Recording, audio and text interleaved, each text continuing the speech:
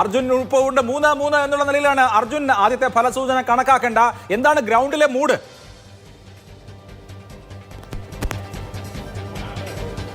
ഗ്രൗണ്ടിലെ mood കുറച്ച് പേരെടുത്ത് ചോദിച്ചപ്പോൾ എല്ലാവരും ആം ആദ്മി പാർട്ടിക്കൊപ്പം എന്നാണ് എനിക്ക് ലഭിച്ച ഉത്തരം. അതായത് താഴെത്തട്ടിലുള്ള ആളുകൾക്ക് ഇപ്പോഴും ആം ആദ്മി പാർട്ടിയിൽ ഭയങ്കരമായിട്ടുള്ളൊരു വിശ്വാസമുണ്ട്. അത് അവർ കൊണ്ടുവന്ന ജനക്ഷേമ പദ്ധതികൾ കൊണ്ട് തന്നെയാണ്.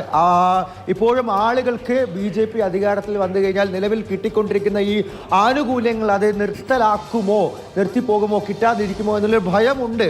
അല്ലെങ്കിൽ ആ ഒരു ഭയത്തെ താഴെത്തട്ടിലേക്ക് എത്തിക്കാൻ വേണ്ടി ആം ആദ്മി പാർട്ടിക്ക് സാധിച്ചു എന്നുള്ള ഒരു സൂചനയാണ്. ആളുകളുമായിട്ടൊക്കെ നമുക്ക് സംസാരിക്കുന്ന സമയത്ത് അർജുൻ 4-3 BJP 4 ആം ആദ്മി പാർട്ടി 3 തുടർന്നോളൂ.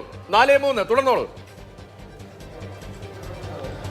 തീർച്ചയായിട്ടും ഇതെല്ലാം തന്നെ പോസ്റ്റൽ ബാലറ്റുകൾ എണ്ണി തുടങ്ങുമ്പോൾ ആദ്യ ഫല സൂചനകളാണ്. ഇതുവരെയും തിരഞ്ഞെടുപ്പ് കമ്മീഷൻ അവരുടെ ഔദ്യോഗിക സൈറ്റിൽ കണക്കുകൾ അപ്ഡേറ്റ് ചെയ്തിട്ടില്ല. നമുക്ക് ഒരു 9 മണിയൊക്കെ ആകുമ്പോഴായിരിക്കും ഏകദേശം ഒരു ചിത്രം, ഒരു ഉദ്ദേശം എന്താണ്, എങ്ങോട്ട് പോകും ഡൽഹി എന്നുള്ള കാര്യത്തിലൊരു ചിത്രം ലഭിക്കാനായിട്ട് നമുക്കൊരു കുറച്ചു നേരം കൂടി കാത്തിരിക്കണമെന്ന് കരുതുന്നു. 8:30 തന്നെ EVM അടക്കം എണ്ണി തുടങ്ങും. അപ്പോൾ കുറച്ചുകൂടി വേഗത്തിൽ, ഡൽഹിയാണ് 70 നിയമസഭാ മണ്ഡലങ്ങൾ മാത്രമാണ് ഉള്ളത്, കുറച്ചുകൂടി വേഗത്തിൽ, കുറച്ചുകൂടി എളുപ്പത്തിൽ നമുക്ക് ഈ ഫലം എന്തായി തീരുമെന്നുള്ള കാര്യം മനസ്സിലാക്കാം.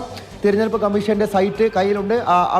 അതായത് കൗണ്ടിംഗ് ഇൻ പ്രോഗ്രസ് എന്നുള്ള കാര്യമാണ് അതിൽ എഴുതി കാണിക്കുന്നത്. എണ്ണി തുടങ്ങിയിട്ടുണ്ട്. എങ്ങോട്ട് എന്നുള്ള കാര്യം ഇതുവരെയും അവർ ഔദ്യോഗികമായി തെരഞ്ഞെടുപ്പ് കമ്മീഷന്റെ വെബ്സൈറ്റിൽ വിവരങ്ങൾ അപ്ലോഡ് ചെയ്യാൻ 8:45 എങ്കിലും കഴിയും. ഇത് ഏർലി ട്രെൻഡ്സ് ആണ്, ഏറ്റവും ആദ്യത്തെ ഫലസൂചനകളാണ്, പ്രാഥമിക ഫലസൂചനയാണ്. ഞാൻ ആവർത്തിച്ച് പ്രേക്ഷകരെ ഓർമ്മിപ്പിക്കുന്നു, ഈ 6-6 എന്നുള്ളത് തികച്ചും കേവലമായ പ്രാഥമികമായ ഫലസൂചന മാത്രമാണ്. കാറ്റെങ്ങോട്ടെന്ന് പറയാറായിട്ടില്ല. അതിന് നിങ്ങൾ ഒരു 8:30 വരെയെങ്കിലും സമയം തരണം. ഇലക്ട്രോണിക് വോട്ടിംഗ് മെഷീനിൽ നിന്ന് ഒന്നാമത്തെ റൗണ്ടിലെ കൗണ്ട് വരുമ്പോൾ നമുക്കറിയാം ഡൽഹിയുടെ ഒരു ട്രെൻഡ് എന്താണ് എന്നുള്ളത്. ആ ട്രെൻഡ് നിലനിർത്തുമോ, അതോ ഒരു ക്ലോസ് ഫൈറ്റ് വരുമോ, അതോ ആം ആദ്മി പാർട്ടിയുടെ ഒരു ലാൻഡ് സ്ലൈഡ് 3-ാം തവണ ആവർത്തിക്കുമോ, അതോ BJPക്ക് ഇതുപോലെ ഒരു വലിയ ലാൻഡ് സ്ലൈഡ് കിട്ടുമോ, എല്ലാം അറിയാൻ കാത്തിരിക്കണം. ഇപ്പോൾ 7-6 എന്നുള്ള നിലയിലുള്ള നേരിയ മുൻതൂക്കം ആദ്യത്തെ ഫലസൂചനകളിൽ BJPക്ക്.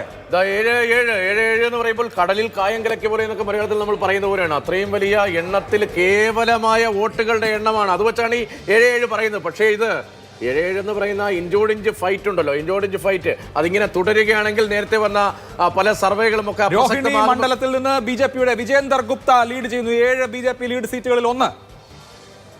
ഇഞ്ചോടിഞ്ച് എന്ന് പറയുമ്പോൾ BJPയുടെയും ആം ആദ്മി പാർട്ടിയുടെയും പ്രവർത്തകരുടെയും നേതാക്കളുടെയും നെഞ്ചിടിപ്പ് നമുക്ക് പ്രകടമാണ് എന്നുള്ളതാണ്. എന്താണ് ഗ്രൗണ്ട് എന്ന അക്ഷരാർത്ഥത്തിൽ നേതാക്കൾക്ക് പോലും അറിയില്ല ഡൽഹിയിൽ എന്നുള്ളതാണ്.